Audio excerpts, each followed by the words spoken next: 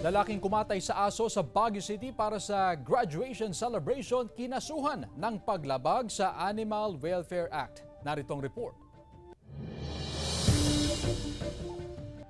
Formal nang kinasuhan ng paglamag sa RA 8485 o ang Animal Welfare Act ang kumatay sa alaga niyang aso sa Barangay Irisan, Baguio City. Nagkuhanan ito ng video ng isang concerned citizen na kumalat sa social media. Ayon kay Rose, hindi niya tunay na pangalan. Nakatali raw sa jeepney ang aso habang pinapalo sa ulo hanggang mamatay.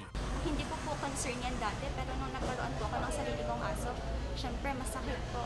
Kasi first time ko lang po makakita ng gano'n. Napansin naman ng isang animal rights group ang kanyang post sa social media. Paliwanag ni Rita Ortiz ng Biyaya Animal Care. Pinahahalagahan sa Cordillera ang ritual na pag-aali ng aso. Pero ang pagkatay sa aso para sa graduation party celebration ay hindi raw katanggap-tanggap. We understand culture.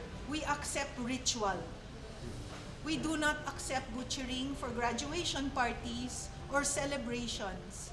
Ritual has a process, and we need to be able to clearly define what the parameters are as to what a ritual is. Ayon naman sa alkalde ng Baguio City, malaki na ang ibinaba ng dog meat trade sa lungsod. Strong tayo, ang laki na ng reduction ng dog trading dito sa Baguio, pati yung pagsasara ng mga restaurant involved sa selling and cooking of dog meat. Hawak ngayon ng Baguio City Police ang suspect na sinusubukan pang kuhanan ng pahayag ng GMA Regional TV 1 North Central Luzon. Posible siyang maharap sa 2 taong pagkakakulong at multang na sa aabot sa 100,000 pesos dahil sa paglabag sa Animal Welfare Act. CJ Torida, 1 North Central Luzon.